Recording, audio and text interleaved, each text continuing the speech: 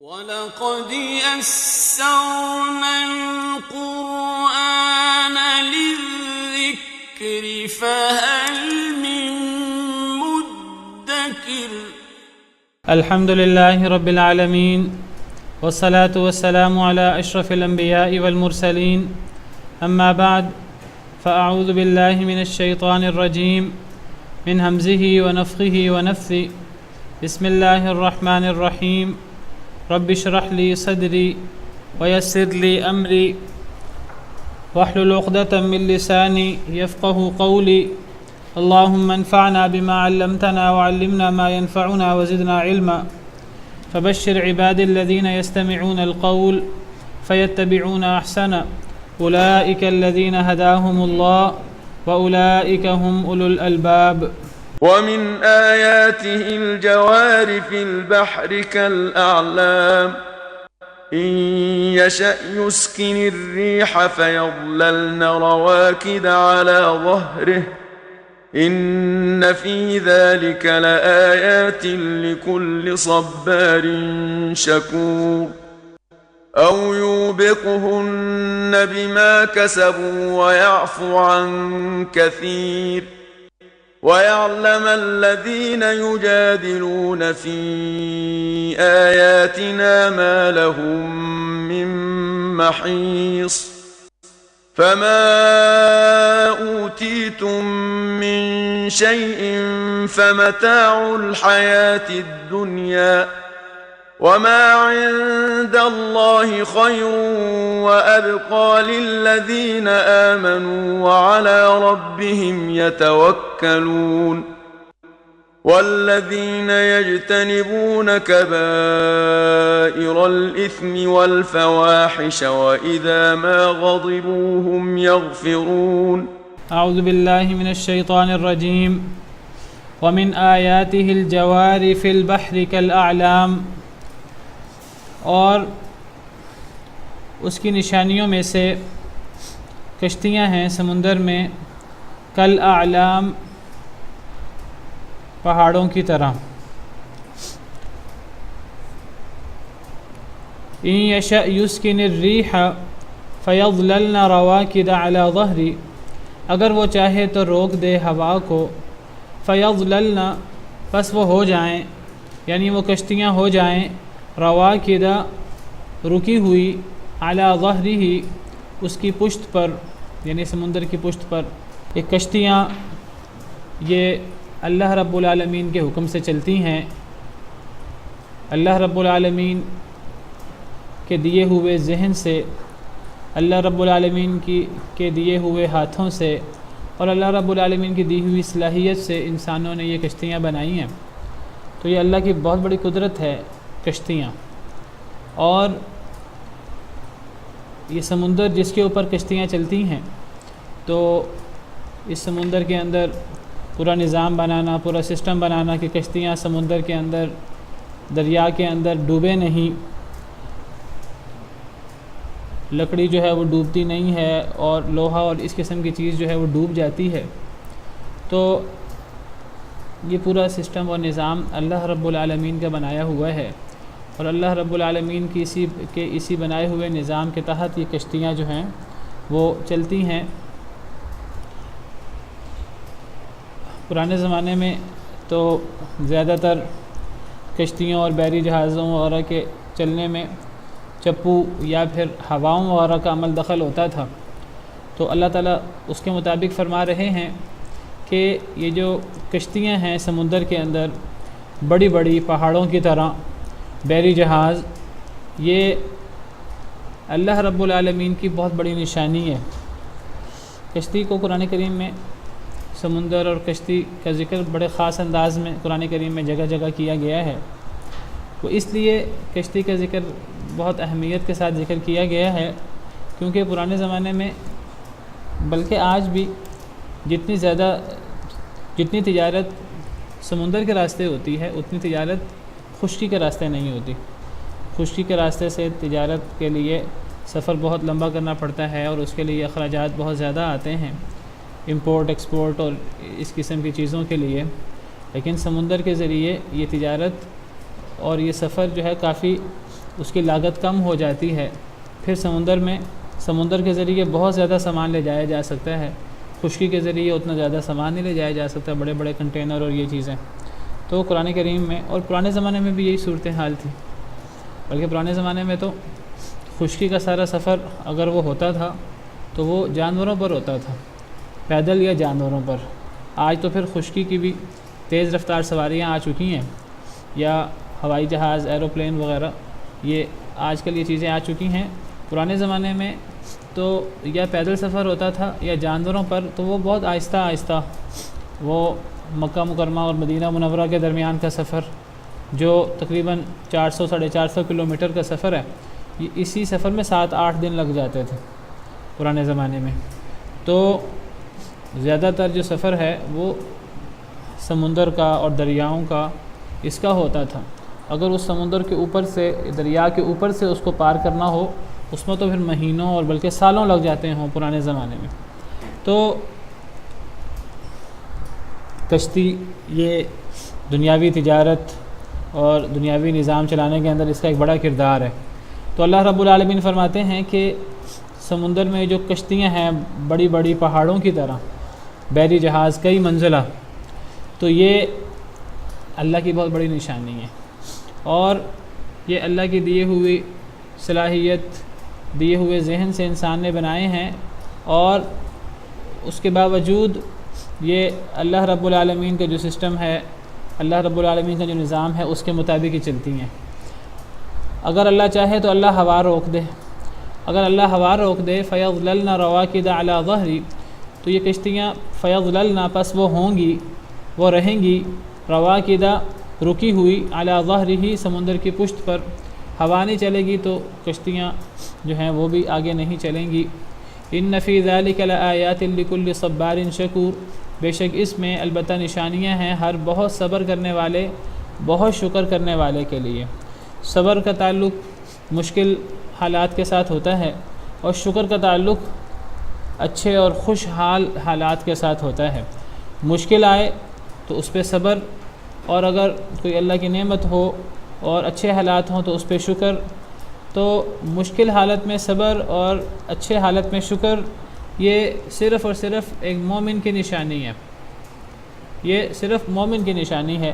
ایک مومن ہی مشکل حالت میں صبر کرتا ہے، اور ایک مومن ہی اچھے حالتوں میں شکر کرتا ہے۔ جہاں تک کافر کی بات ہے، وہ مشکل حالت میں وہ جزا فضا شروع کر دیتا ہے، اور وہ مایوس ہو جاتا ہے، اللہ سے شکوے شروع کر دیتا ہے، صبر نہیں کرتا، اللہ پر اعتماد نہیں کرتا کہ اللہ چاہیں گے تو یہ مشکل دور ہو جائے گی، میں اللہ سے دعا کرتا ہوں یہ مشکل دور ہو جائے گی۔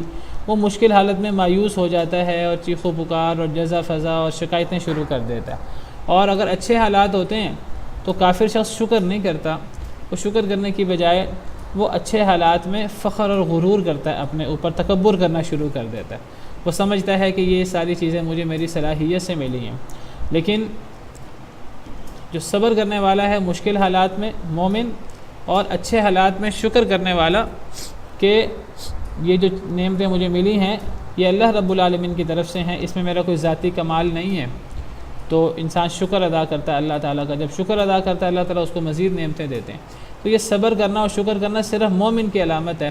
تو ان فی ذلک لآیات لکل صبار شکور، بے شک اس میں، یعنی اس کشتی وغیرہ، یہ جو اللہ کی بڑی نشانی ہے، اس میں البتہ نشانیاں ہیں لکل صبار شکور، ہر بہت صبر کرنے والے، بہت شکر کرنے والوں کے لیے، یعنی مسلمانوں کے لیے، مومنوں کے لیے، کیونکہ مومن لوگ ہی اللہ رب العالمین کی نشانیوں میں غور کرتے ہیں، اللہ رب العالمین کی نشانیوں سے فائدہ اٹھاتے ہیں۔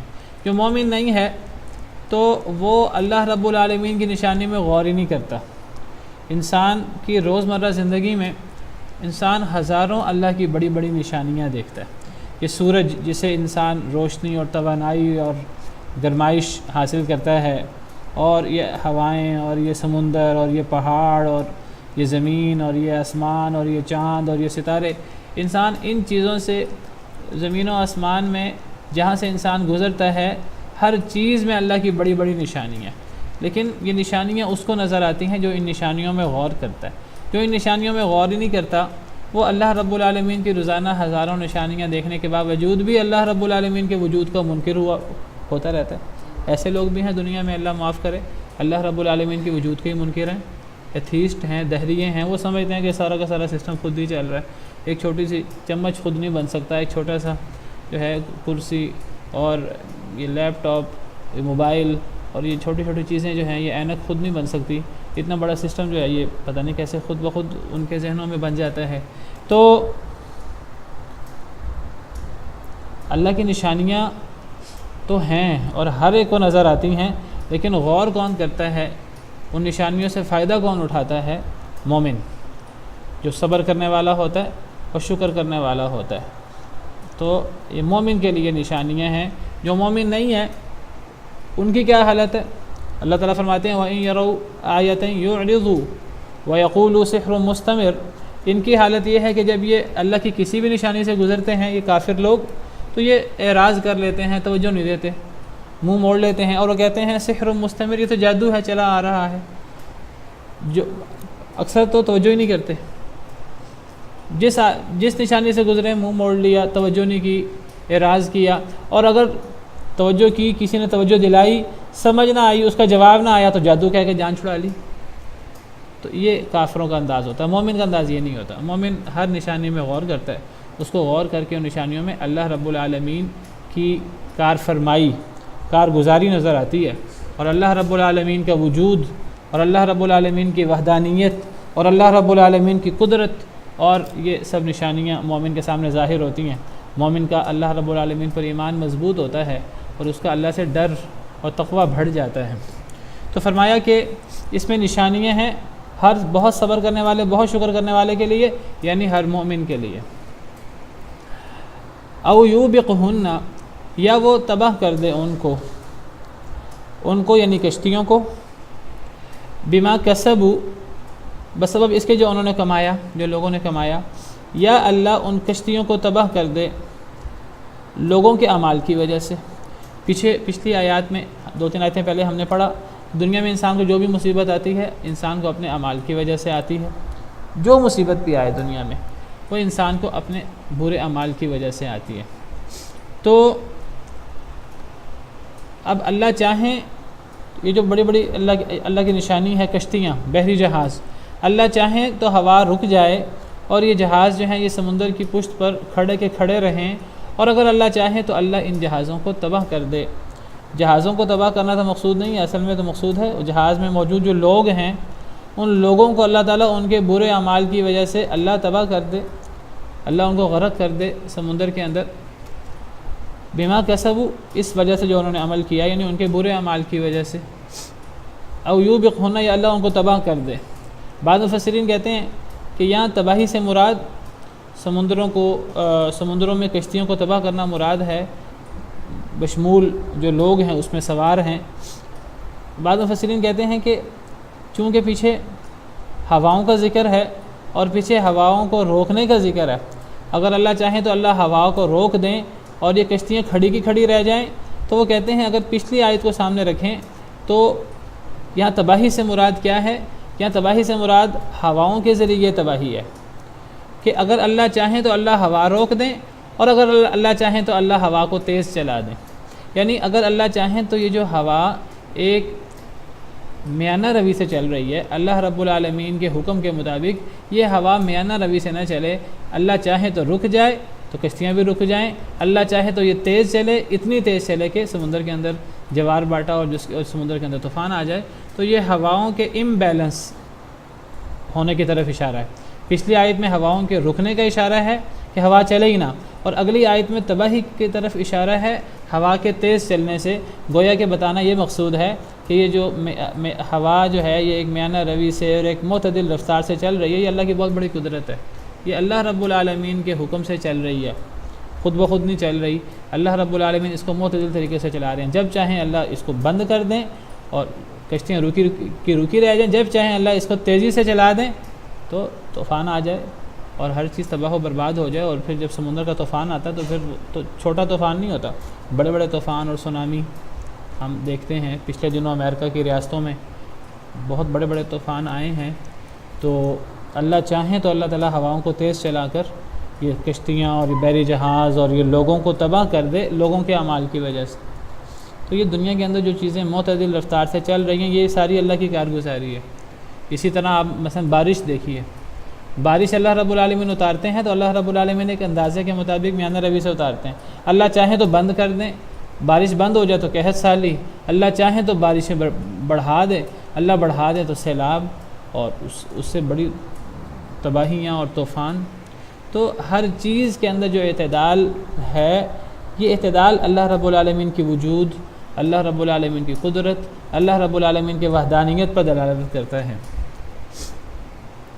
تو بہرحال یہاں اللہ رب العالمین کی عظیم قدرتوں کی طرف اور یہ جو اعتدال ہے اللہ کی بنائی ہوئی چیزوں میں، ان کی طرف اشارہ ہے، اور ساتھ ساتھ یہ بتانا مقصود ہے کہ اگر ان کے اندر گڑبڑ ہوتی ہے، افراد اور تفرید ہوتا ہے، تو انسانوں کے اعمال کی وجہ سے ہوتا ہے۔ ظہر الفساد فی البر والبحر بما کسبت ایدی الناس، یہ جو خشکی اور تری میں فساد بپا ہو جاتا ہے، یہ لوگوں کے اعمال کی وجہ سے ہوتا ہے۔ لیذیقہم بعض الذی عملوا، تاکہ اللہ ان کو ان کے بعض اعمال کا مزہ چکھائیں۔ کیوں؟ لعلہم یرجعون، تاکہ لوگ اللہ کی طرف لوٹیں۔ جو لوگ بعض دفعہ اللہ جب عذاب دیتے ہیں تو اگر تو وہ عذاب ہلکا ہو، بعض دفعہ عذاب بڑا ہوتا ہے، بڑا عذاب کے اندر انسان موت کا شکار ہو جاتا ہے۔ اگر بڑا عذاب ہو تب دوسرے لوگ اس سے فائدہ اٹھاتے ہیں، دوسرے لوگ عبرت پکڑتے ہیں۔ یا بعض دفعہ انسان عذاب کے باوجود بچ جاتا ہے، طوفان آتا ہے سمندر کے اندر اور انسان کی جان بچ جاتی ہے، وہ گویا کہ اللہ کی طرف سے ایک تنبیہ ہوتی ہے، تو وہ پھر اس انسان کے لیے بھی وہ تنبیہ ہوتی ہے، اس کے لیے بھی اور دوسروں کے لیے بھی۔ اور اگر وہ اس عذاب کا شکار ہو جائے اور وہ اس کے لیے بڑا عذاب یا موت یا قیامت، انسان کی موت قیامت ہوتی ہے، اس کے لیے موت یا قیامت کی صورت اختیار کر لے، تو پھر دوسروں کے لیے وہ ایک عبرت ہوتا ہے۔ تو فرمایا او یوبقہن، یا اللہ ان کو تباہ کر دے، ان کشتیوں کو، یعنی تیز ہواؤں کے ذریعے۔ کیوں؟ بما کسبوا، اس لیے جو انہوں نے کمایا۔ اس سے پتہ لگتا ہے کہ اگر لوگوں کے برے اعمال نہ ہوں کبھی سمندر میں طوفان ہی نہ آئے۔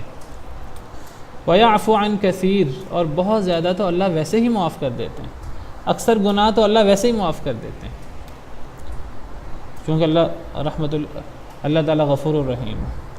وَيَعْلَمَ الَّذِينَ يُجَادِلُونَ فِي آيَاتِنَا، اور تاکہ جان لیں وہ لوگ جو جھگڑا کرتے ہیں ہماری آیتوں میں، ہماری نشانیوں میں۔ میں نے جیسے ذکر کیا کہ اللہ رب العالمین کی ہزاروں لاکھوں نشانیاں ہیں جو ہر وقت ہمیں نظر آتی ہیں، لیکن بہت سارے لوگ ان نشانیوں میں ایمان نہیں لاتے، ان نشانیوں کے بارے میں جھگڑا کرتے ہیں۔ اللہ رب العالمین کی طرف سے جو آیتیں اتری ہیں، جو وحی اتری ہے، اس وحی میں جھگڑا کرتے ہیں اور ان کو نہیں مانتے۔ تو اللہ رب العالمین فرماتے ہیں کہ تاکہ جان لیں ہماری آیتوں میں جھگڑا کرنے والے، ما لہم من محیص، کہ نہیں ہے ان کے لیے کوئی بھاگنے کی جگہ۔ اس سے یہ بھی پتہ لگ جائے نہ ماننے والوں کو کہ نہ مان کے جائیں گے کہاں۔ انسان کے پاس ایک وقتی بڑا محدود سا اختیار ہے اور انسان سمجھتا ہے کہ میرے ہاتھ میں سب کچھ ہے۔ انسان کے ہاتھ میں تھوڑا سا مال آ جائے، تھوڑا سا اقتدار آ جائے تو انسان اپنے آپ کو بادشاہ، اور انسان اپنے آپ کو جو ہے وہ یہ سمجھنا شروع کر دیتا ہے کہ میرے ہاتھ میں ساری خدائی اور سارے اختیارات آ گئے ہیں، اب شاید دنیا میں نے ہمیشہ رہنا ہے، اور یہ انسان کا بہت بڑا دھوکہ ہے۔ اللہ رب العالمین فرماتے ہیں کہ اگر انسان کے پاس وقتی طور پہ تھوڑا مال بھی آ جائے، وقتی طور پہ کچھ اقتدار بھی آ جائے، انسان کو پتہ ہونا چاہیے کہ انسان ناقص کا ناقص ہی ہے۔ جب اللہ رب العالمین کا حکم آتا ہے اور جب اللہ رب العالمین کا فیصلہ آتا ہے اور جب اللہ کی طرف سے سزا آتی ہے، جب انسان اللہ رب العالمین کے احکامات پہ عمل نہیں کرتا، اللہ رب العالمین کی نشانیوں پہ غور نہیں کرتا، اللہ رب العالمین کی طرف سے اترنے والی وحی کو نہیں مانتا، اللہ کے رسولوں کا انکار کرتا ہے، تو پھر اللہ کی طرف سے مہلت اگر ملتی ہے تو بڑی محدود مہلت ہوتی ہے، وہ کوئی دائمی مہلت نہیں ہوتی۔ ایک وقت آنا ہے کہ جب اللہ کی طرف سے پکڑ آنی ہے۔ تو تاکہ جان لیں وہ لوگ جو ہماری آیتوں میں جھگڑا کرتے ہیں، کہ کیا جان لیں کہ نہیں ہے ان کے لیے کوئی بھاگنے کی جگہ، وہ بھاگ نہیں سکتے اللہ رب العالمین سے۔ تھوڑی سی مہلت مل جائے گی، پھر دوبارہ اللہ کی پکڑ، موت تو پھر آنی ہے، عذاب تو پھر آنا ہی ہے۔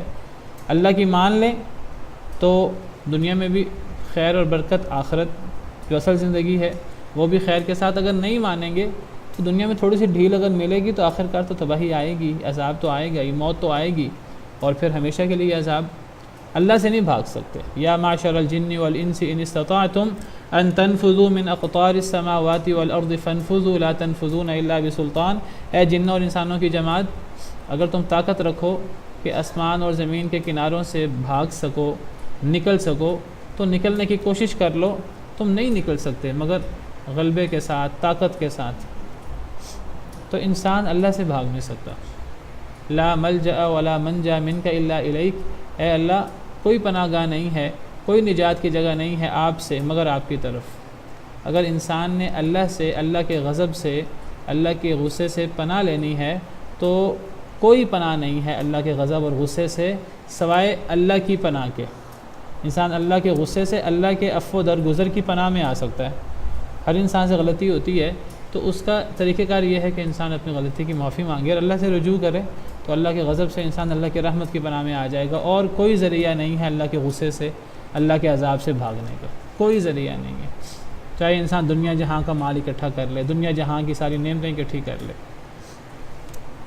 لیکن انسان کا مسئلہ کیا ہے کہ یحسب ان مالہ اخلد، انسان مال جمع کرتا رہتا ہے، گنتا رہتا ہے، اور انسان سمجھتا ہے کہ اس کا مال اسے ہمیشہ زندہ رکھے گا، اس کا مال اسے مرنے ہی نہیں دے گا۔ کلا لینبذن فی الحطمہ، ہرگز نہیں، ایک وقت آئے گا کہ انسان کو جہنم میں پھینکا جائے گا۔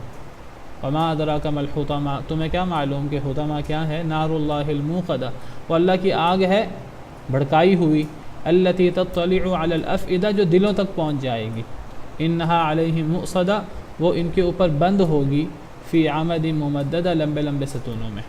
تو انسان بھاگ نہیں سکتا، جتنا مرضی انسان طاقتور ہو جائے، جتنا مرضی انسان مالدار اور اس کے جتنے مرضی لشکر ہو جائیں۔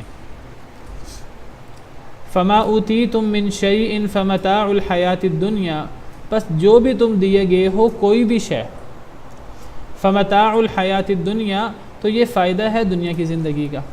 انسان کو دنیا میں جو بھی نعمت ملے، دنیا میں انسان لاکھوں کروڑوں اربوں کھربوں انسان کو مل سکتا ہے۔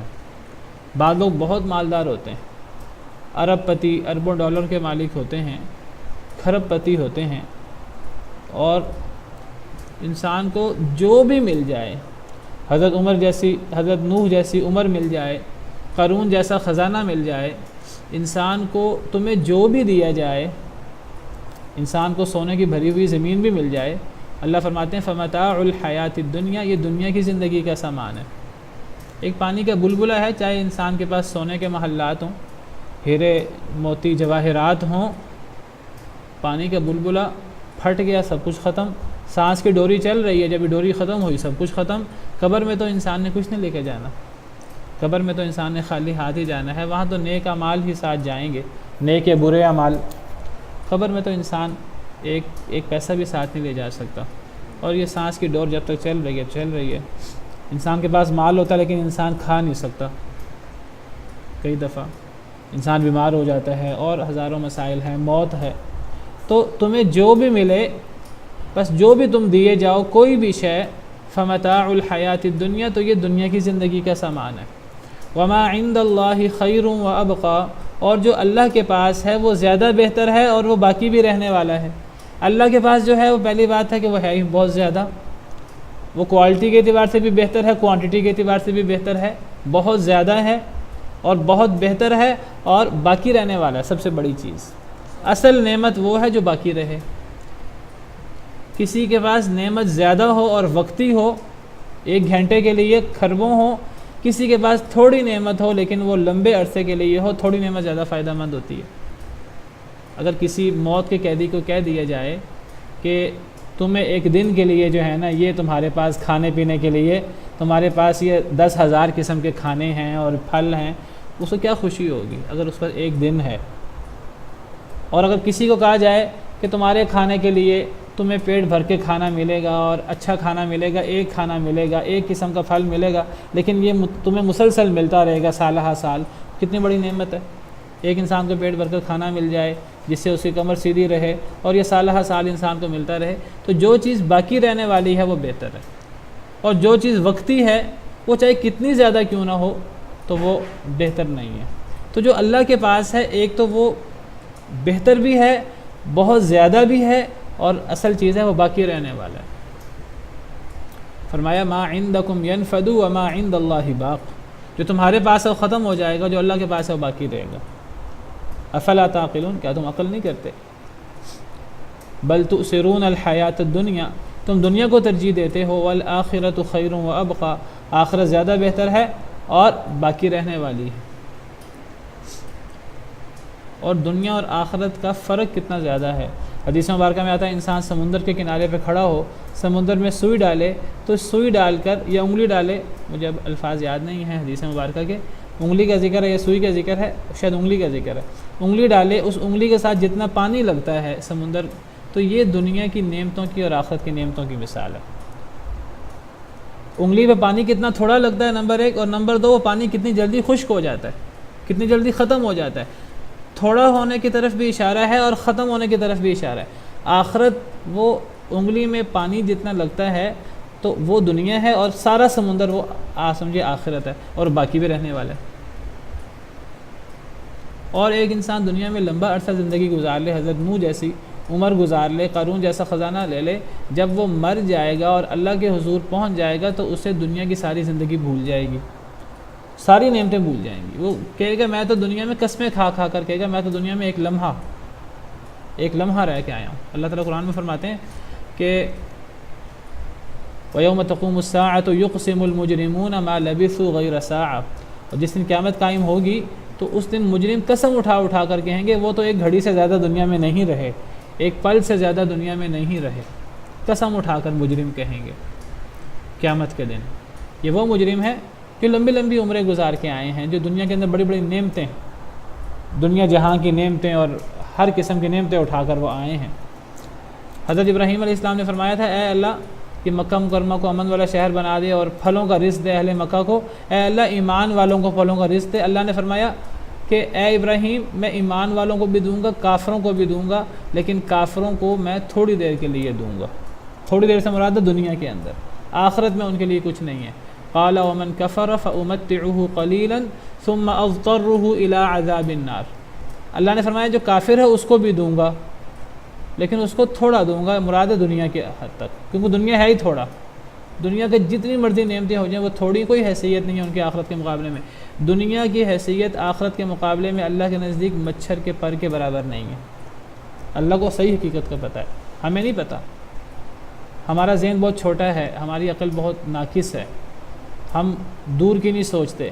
اللہ کو پتہ ہے اگر یہ دنیا اللہ کے نزدیک مچھر کے پر کے برابر ہوتی تو اللہ کافر کو پانی کا گھونٹنا دیتے، حدیث میں آتا ہے۔ لیکن آپ دیکھیں کہ اللہ تعالیٰ دنیا میں کافر کو اتنا دیتے ہیں کہ قرآن کریم میں اللہ تعالیٰ فرماتے ہیں کہ اگر یہ ڈر نہ ہوتا کہ مسلمان فتنے میں مبتلا ہو جائیں گے، اللہ کافروں کے گھر اور ان کی دیواریں اور ان کے بستر اور ان کی سیڑھیاں اور ہر چیز اللہ ان کی سونے کی بنا دیتے۔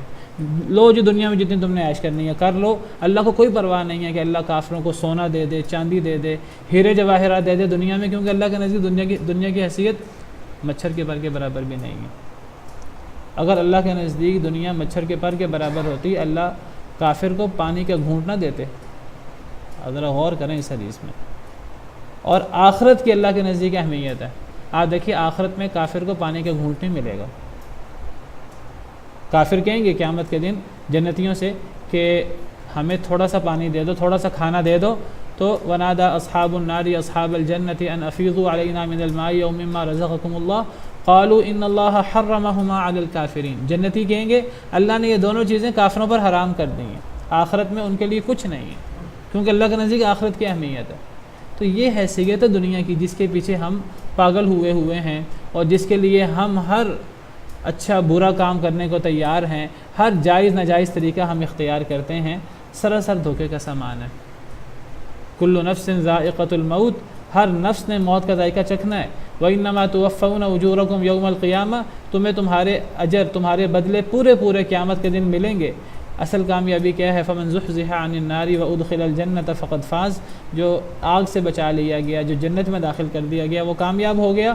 وَمَا الْحَيَاةُ الدُّنْيَا إِلَّا مَتَاعُ الْغُرُورِ، دنیا کی زندگی تو سراسر دھوکہ ہے اور کچھ بھی نہیں ہے۔ اصل کامیابی ہے آخرت کی کامیابی۔ دنیا میں ایک انسان پوری زندگی تکلیفوں میں گزار کے چلا جائے، اگر اس کی آخرت بن جائے تو اس سے زیادہ کامیاب کون ہو سکتا ہے؟ سیدنا خبیب رضی اللہ عنہ، کافروں نے ان کو پکڑ لیا دھوکے سے، اور جنگ بدر میں انہوں نے کافروں کے بعض رشتہ داروں کو انہوں نے جہنم واصل کیا تھا، اس کا بدلہ لینے لگے تو بڑا تشدد کیا گیا ان پر. تو جب ان کو باندھ کر جب ان کو قتل کیا جا رہا تھا، شہید کیا جا رہا تھا، تو وہ فرماتے ہیں فزت ورب الکعبہ، میرے رب کی قسم، کعبے کے رب کی قسم میں کامیاب ہو گیا. صحابہ کرام کو نبی صلی اللہ علیہ وسلم کی تربیت سے دنیا کی حقیقت کا پتہ تھا، تو کہتے ہیں ان کو نیزے لگ رہے ہیں اور جگہ جگہ جسم میں سوراخ کیے جا رہے ہیں، تشدد کیا جا رہا ہے، تو وہ کہتے ہیں فزت ورب الکعبہ، کہتے ہیں رب کعبہ کی قسم، کعبہ کے رب کی قسم میں کامیاب ہو گیا. فزت ورب الکعبہ، میں کامیاب ہو گیا رب کعبہ کی قسم. یہ فزت فاز یفوز سے فزت، یعنی اور اس شعر انہوں نے کہے، وہ شعر مجھے پورے یاد نہیں ہے. ان کا شعروں کا مطلب یہ ہے کہ اگر اللہ مجھ سے راضی ہے تو مجھے کوئی پرواہ نہیں ہے دنیا میں میرے ساتھ کافر کیا کرتے ہیں، اگر میرا رب مجھ سے راضی ہے. اصل میں یہ ہے دنیا کی حقیقت. اگر اللہ ہم سے راضی ہو تو دنیا میں کوئی بھی تکلیف آئے تو تکلیف انسان کے لیے ہلکی ہو جاتی ہے، اگر انسان کا اللہ پر آخرت پر یقین ہو. ہمیں دنیا کی تکلیفیں اس لیے مشکل لگتی ہیں، ہمیں موت سے اس لیے ڈر لگتا ہے کہ ہمارا اللہ پر اور آخرت پر یقین نہیں ہے پورے طریقے سے. ورنہ اگر آخرت پر یقین ہو، اللہ پر یقین ہو، دنیا کی تکلیفیں رہتی نہیں ہیں. وہ انسان کے لیے راحت اور انسان کے لیے خوشی کا باعث بن جاتی ہیں تکلیفیں، کہ اللہ ان کی وجہ سے ہمیں آخرت کے درجات دیں گے. ایک صحابی دعا کر رہے ہیں جہاد سے پہلے کہتے ہیں کہ میرا دل کرتا ہے کہ میں میدان جنگ میں کام آ جاؤں، اور میرا دل کرتا ہے دشمن جو ہے میرے جسم کے ٹکڑے کرے، میرا مسئلہ بنائے، ناک کان کاٹے، اور پھر میں جب اللہ کے حضور اس طرح کر کے پیش ہوں تو اللہ مجھ سے پوچھے کہ یہ تمہارے ساتھ کیوں ہوا، تو میں کہوں اے اللہ آپ کے لیے اور آپ کے دین کے لیے اور اس کے لیے. یہ ہے اصل ایمان. ہم میں سے کوئی بندہ اس طرح نہیں سوچ سکتا. ہم تو یہ سوچتے ہیں کہ ہم کیسے نعمت حاصل کر سکتے ہیں، فلاں چیز کیسے حاصل کرنی ہے، فلاں چیز کیسے حاصل کرنی ہے. یہی وجہ ہے کہ ہمیں موت سے ڈر لگتا ہے، یہی وجہ ہے کہ ہم میں کمزوری ہے، اور یہی وجہ ہے کہ آج ہم دنیا کے اندر ذلیل اور نامراد ہیں. تو اصل ہے دنیا کی حقیقت ہمارے سامنے واضح ہو. فما اوتیتم من شیء، تمہیں جو بھی شے دی جائے، فمتاع الحیات الدنیا، وہ دنیا کا سامان ہے. وما عند اللہ خیر وابقا، اور جو اللہ کے پاس ہے وہ زیادہ بہتر ہے، وابقا، اور باقی رہنے والا ہے، للذین آمنوا، ایمان والوں کے لیے، وعلی ربہم یتوکلون، جو اپنے رب پہ توکل کرتے ہیں ان کے لیے. صرف ایمان والوں کے لیے ہے آخرت میں.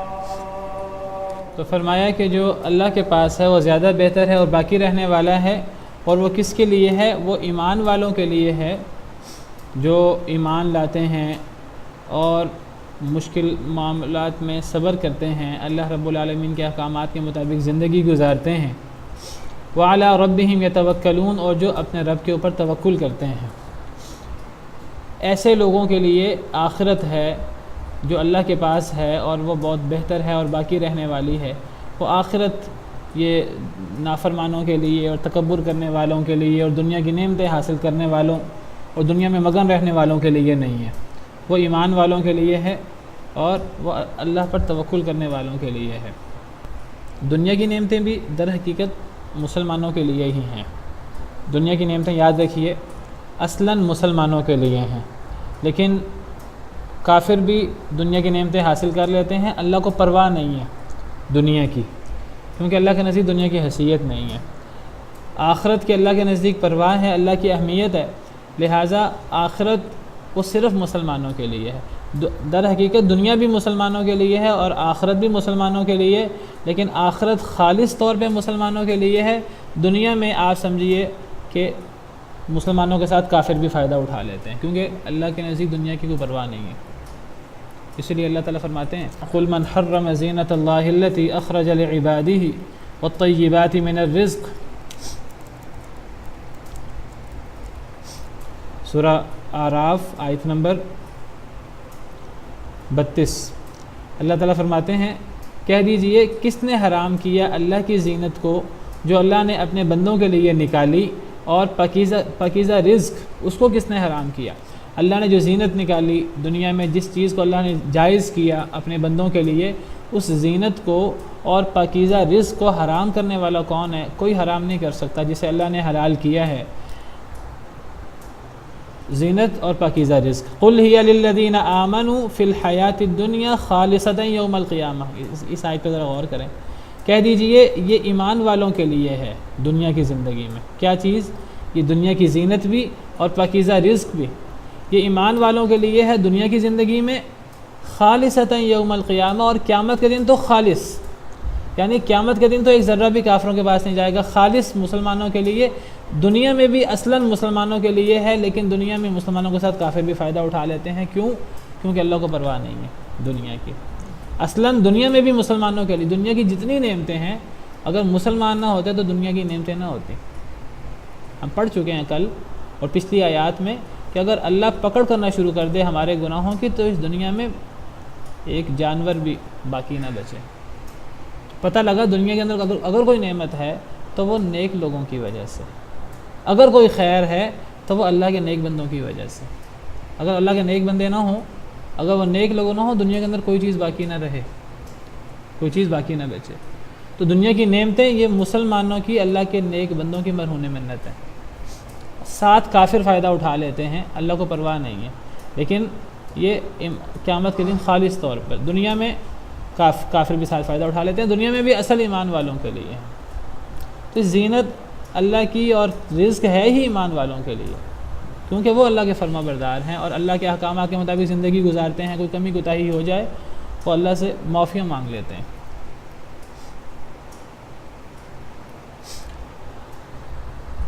فرمایا والذین یجتنبون کبائر الاثم والفواحش واذا ما غضبوا هم یغفرون۔ یہ دنیا کی نعمتیں کن لوگوں کے، یہ آخرت کی نعمتیں کن لوگوں کے لیے ہیں جو اللہ کے پاس ہیں، زیادہ بہتر ہیں، باقی بھی رہنے والی ہیں۔ ایک تو اللہ نے فرمایا وہ ایمان والوں کے لیے جو اپنے رب پر توکل کرتے ہیں ان کے لیے، پھر فرمایا ان لوگوں کے لیے جو بچتے ہیں بڑے بڑے گناہوں سے۔ آپ کہیں گے کہ ایمان کا ذکر ہے، رب پر توکل کا ذکر ہے، پھر آگے 8-10 صفات آگے بھی آ رہی ہیں، تو کیا یہ الگ الگ صفات ہیں؟ یہ تمام صفات ایمان کے اندر اکٹھی ہو جاتی ہیں، یہ تمام صفات ایمان کے اندر آ جاتی ہیں۔ ایمان ایک مجمل ایک کیفیت ہے، اس کے اندر سارے نیک اعمال آ جاتے ہیں۔ تو اللہ نے ایمان کا ذکر کیا اور ایمان کے ساتھ اللہ نے بڑے بڑے اہم نیک اعمال ذکر کیے ہیں جو ایمان کے اندر ہی شامل ہیں، لیکن ان کی اہمیت کی وجہ سے اللہ نے ان کو الگ ذکر کر دیا۔ ورنہ اللہ پر توکل کرنا یہ بھی ایمان ہے، بڑے بڑے گناہوں سے بچنا یہ بھی ایمان ہے، آگے ہے بے حیائی سے بچنا یہ بھی ایمان ہے، اور آگے کئی صفات آ رہی ہیں، نماز پڑھنا اور اللہ رب العالمین کی باتیں ماننا، کئی صفات آ رہی ہیں جنتیوں کی۔ تو وہ جو اللہ نے پہلی صفت بیان کی ہے کہ جو اللہ کے پاس ہے وہ زیادہ بہتر ہے اور باقی رہنے والا ہے، وہ ایمان والوں کے لیے ہے، یہ ایک جامع صفت ہے۔ اس کے اندر اگلی ساری صفات آ جاتی ہیں، لیکن ایک جامع صفت بیان کرنے کے بعد اگر باقی بڑے بڑے نیک اعمال کا ذکر کر دیا جائے جو در حقیقت ایمان کے اندر ہی شامل ہیں، اس سے ان نیک اعمال کی اہمیت کا پتہ لگتا ہے۔ یہ ایسے ہی ہیں جیسے کہ کوئی بندہ کسی کا ذکر کر رہا ہو کہ فلاں کلاس والے، اگر ہم کلاس کی بات کریں، اس پڑھنے پڑھانے کی استاد شاگرد کی بات کریں، کوئی استاد کہے کہ فلاں کلاس والے سارے ہی آگے اور ان میں ابو بکر اور عمر اور فلاں فلاں اور فلاں فلاں بھی آئے، حالانکہ وہ اگر جن کا نام لے رہا ہے وہ بھی اس کلاس والوں میں شامل ہیں، لیکن اگر وہ اس کلاس کا ایک عمومی نام لے گا اور چند افراد کا الگ الگ نام لے گا، اس سے اس کلاس میں ان لوگوں کی اہمیت واضح ہوگی اگرچہ وہ اس کلاس میں شامل ہیں۔ تو قرآن کریم میں یہ اکثر آپ کو انداز ملے گا کہ اللہ تعالیٰ ایمان کا ذکر کرتے ہیں اور ایمان کے ذکر کے بعد اللہ تعالیٰ بہت سے ایسے اعمال کا ذکر کرتے ہیں جو در حقیقت ایمان میں ہی شامل ہیں۔ تو ان اعمال کی اہمیت کی وجہ سے اللہ تعالیٰ ایمان کے بعد ان کا الگ سے بھی ذکر کر دیتے ہیں۔ تو یہاں بھی یہی انداز ہے۔ تو اب اللہ تعالیٰ پہلے اللہ نے فرمایا کہ جنت کن لوگوں کے لیے ہے؟ آخرت ایمان والوں کے لیے، اللہ پہ توکل کرنے والوں کے لیے، توکل بھی ایمان میں شامل ہے۔ پھر اللہ تعالیٰ اب مزید اہل جنت کی صفات بیان کر رہے ہیں جو در حقیقت ساری کی ساری صفات ایمان والوں میں شامل ہیں، ایمان میں شامل ہیں، لیکن ان صفات کی اہمیت واضح ہو رہی ہے کہ اہل جنت کو یہ صفات خاص طور پہ اپنے اندر پیدا کرنی ہے۔ وہ کیا ہیں؟ ایک تو ایمان کے بعد اللہ پہ توکل، اور نمبر 2 کہ بڑے بڑے گناہوں سے بچنا۔ اس کا مطلب یہ نہیں کہ انسان چھوٹے گناہ کرتا رہے، نہیں، انسان چھوٹے گناہوں سے بھی بچنے کی کوشش کرے، بڑے گناہوں سے بھی بچنے کی کوشش کرے، لیکن انسان نسیان سے ہے اور انسان کمزور ہے۔ اگر انسان بڑے گناہوں سے زیادہ اہتمام کے ساتھ بچے تو اللہ چھوٹے گناہ ویسے ہی معاف کر دیں گے۔ والذین یجتنبون کبائر الاسم والفواحش الا اللمم، نیک لوگوں کی صفت بیان کی کہ وہ بڑے بڑے گناہوں سے، بڑی بڑی بے حیائی سے بچتے ہیں، چھوٹے موٹی چیزیں ان سے سرزد ہو جائیں تو بڑے گناہوں کی وجہ سے اللہ معاف کر دیتے ہیں۔ دوسری آیت میں اللہ تعالیٰ فرماتے ہیں ان تجتنبوا کبائر ما تنہون عنہ نکفر عنکم سیئاتکم، اگر تم بڑے بڑے گناہوں سے بچ جاؤ گے تو تمہاری چھوٹی غلطیاں ہم ویسے ہی معاف کر دیں گے، وندخلکم مدخلا کریما، اور تمہیں بڑی عزت والی جگہ میں داخل کریں گے۔ تو انسان کو دیکھنا چاہیے کہ وہ کون سی بڑی بڑی چیزیں ہیں جس سے مجھے خاص طور پہ بچنا ہے۔ شرک ہے سب سے بڑا گناہ، سب سے بڑا وبال، قتل ہے، زنا ہے، چوری ہے، ماں باپ کی نافرمانی ہے، اور بڑے بڑے گناہوں سے انسان بچنے کی کوشش کرے تو اللہ تعالیٰ انسان کے چھوٹے اعمال ویسے ہی اللہ معاف کر دیتے ہیں۔ وہ لوگ جو بچتے ہیں بڑے بڑے گناہوں سے، والفواحش، اور بے حیائی سے، بے حیائی سے بچتے ہیں۔ گناہ اور بے حیائی بھی ایک لحاظ سے گناہ ہے۔ بعض آیات میں بغی کا لفظ بھی آتا ہے، البغی، البغی، یہ جو ہم نے آیت پڑھی تھی قل من حرم زینۃ اللہ التی، اس آیت سے جو اگلی آیت ہے قل انما حرم ربی الفواحش ما ظہر منها وما بطن والاثم والبغی بغیر الحق۔ البغی ایک لفظ ہے، البغی ایک لفظ ہے، الاسم ایک لفظ ہے، الفواحش۔ الاسم گناہ، البغی زیادتی۔ اسم اور بغی میں کیا فرق ہے؟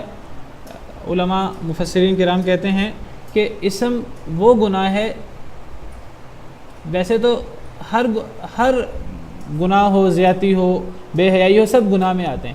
اگر یہ چیزیں اکٹھی آ جائیں قرآن کریم میں کسی جگہ پر، اب ان کا الگ الگ معنی کرنا ہوگا، تو پھر اسم کہیں گے ایسے گناہ کو جس کا تعلق انسان کی ذات کے ساتھ ہو، جس کا نقصان انسان کی اپنی ذات کو ہے۔ انسان شراب پیتا ہے، شراب پینے سے انسان کو خود نقصان پہنچتا ہے۔ اگر انسان شراب پی کر گاڑی چلائے گا تو اس سے دوسروں کو نقصان بھی پہنچ سکتا ہے، تب وہ زیادتی بن جائے گی۔ بغی کا تعلق ہے دوسروں کے ساتھ۔ ایک انسان چوری کرتا ہے، چوری میں دوسرے کا نقصان ہوتا ہے تو یہ بغاوت میں آئے گا، بغی میں آئے گا۔ ڈاکہ مارتا ہے، کسی پر حملہ کرتا ہے، برا بلا کہتا ہے، یہ ہے جس کا تعلق دوسرے کے ساتھ ہے، وہ ہے بغی۔ اور اسم کا تعلق ہے جس کا تعلق اپنی ذات کے ساتھ ہو۔ اور الفواحش یہ بے حیائی وغیرہ، اگرچہ یہ سب چیزیں گناہ کے اندر آ جاتی ہیں۔ تو جو لوگ بڑے بڑے گناہوں سے بچتے ہیں، والفواحش، اور بے حیائی سے بچتے ہیں، یاد رکھیے کہ بے حیائی بڑے بڑے گناہوں میں سے ہے اور اللہ کو بہت زیادہ ناراض کرنے والی چیز ہے بے حیائی۔ اللہ کو بے حیائی برداشت نہیں ہے، جس طرح اللہ کو شرک برداشت نہیں ہے، اس طرح اللہ کو بے حیائی برداشت نہیں ہوتی۔ حدیث مبارکہ میں ہے کہ صحیح بخاری کی حدیث ہے، ایک دفعہ حضرت سعد بن عبادہ نے کہا، بڑے مشہور صحابی ہیں انصاری، انہوں نے کہا اگر میں اپنی بیوی کے ساتھ کسی آدمی کو دیکھوں تو میں تلوار سے اسے گردن اڑا دوں گا۔ صحیح بخاری کے اندر بھی یہ حدیث ہے۔ بہرحال انہوں نے کہا اگر میں اپنی بیوی کے ساتھ کسی آدمی کو دیکھوں تو میں اس کو تلوار سے اسے گردن اڑا دوں گا۔ یہ بات نبی صلی اللہ علیہ وسلم کو پہنچی، غیرت کی بات حضرت سعد کی، تو نبی صلی اللہ علیہ وسلم نے فرمایا اتعجبون من غیرت سعد، اے لوگو، اے میرے صحابہ، کیا تم سعد کی غیرت پہ تعجب کر رہے ہو؟ وہ غیرت کی بات کر رہے ہیں، تم ان کی غیرت پہ تعجب کرتے ہو؟ فواللہ لانا اغیر من سعد، اللہ کی قسم میں سعد سے زیادہ غیرت مند ہوں، میں نبی صلی اللہ علیہ وسلم، واللہ اغیر منی، اللہ مجھ سے بھی زیادہ غیرت مند ہے۔ ومن اجل ذلك حرم الفواحش ما ظهر منها وما بطن، اور اسی وجہ سے اللہ نے بے حیائی کو حرام کیا ہے، کیونکہ بے حیائی جب انسان کرتا ہے تو اللہ کو غیرت آتی ہے، اور اللہ سے بے حیائی انسان کی برداشت نہیں ہوتی۔ ایک حدیث میں ہے اللہ نے بے حیائی کو حرام ہی اس لیے کیا ہے کہ اللہ کو غیرت آتی ہے انسان کی بے حیائی سے۔ تو بے حیائی ظاہر ہو یا باطنی، وہ چھوٹی ہو یا بڑی، اللہ نے صرف بے حیائی سے نہیں روکا، اللہ نے بے حیائی کے قریب بھی جانے سے روکا۔ یہ نہیں فرمایا کہ ولا تزنوا یا ولا تفحشوا، فرمایا ولا تقربوا الفواحش، بے حیائی کے قریب بھی نہ جاؤ۔ تو اہل جنت کی خاص صفات میں سے بے حیائی سے بچتے ہیں، بڑے بڑے گناہوں سے بچتے ہیں۔ وَإِذَا مَا غَضِبُوا هُمْ يَغْفِرُونَ، اور جب وہ غصہ آ جائے انہیں تو وہ معاف کر دیتے ہیں۔ اہل جنت کی خاص صفات میں سے غصے کا اظہار نہیں کرتے، وہ اپنے غصے پر انہیں کنٹرول ہوتا ہے اور غصے کے حالت میں معاف کر دیتے ہیں۔ چوتھے پارے میں بھی ہے جنتی لوگوں کی صفات میں سے وَالْعَافِينَ عَنِ النَّاسِ، لوگوں کو معاف کرنے والے۔ وقت ختم ہو گیا ہے تو انشاءاللہ اس کو پھر کل مکمل کریں گے۔ سبحانک اللہم ربنا وبحمدک اشہد ان لا الہ الا انت استغفرک واتوب الیک۔ في رحمه تحلو الحياة شوقا